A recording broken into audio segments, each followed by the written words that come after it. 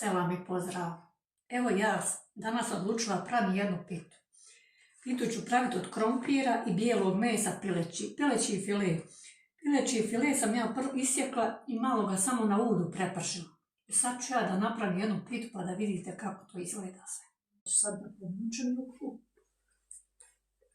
Znači danas će biti pita od pilećeg mesa i krompira.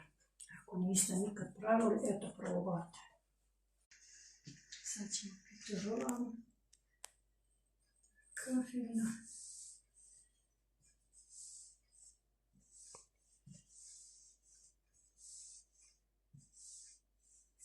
Evo, pita se polako priprema za tepsiju.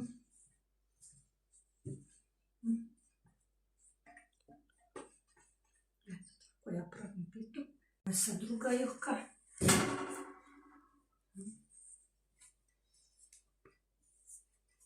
Pita ide da se peče, malo ću tepsiju da prišujem, pa se vidimo poslije. Evo pita pečena, pogledajte kako se dobro ispekla. To je pita od krompira i pilećeg mesa. Ja sam meso prvo malo istinstala, samo na udu i na soli stavila malo, pibera, puno sam stavila. I eto, to je ta pita, pa probajte moj recept kako ja pravim. Toliko za danas, sve puno vas selam i pozdrav, hvala na gledanju.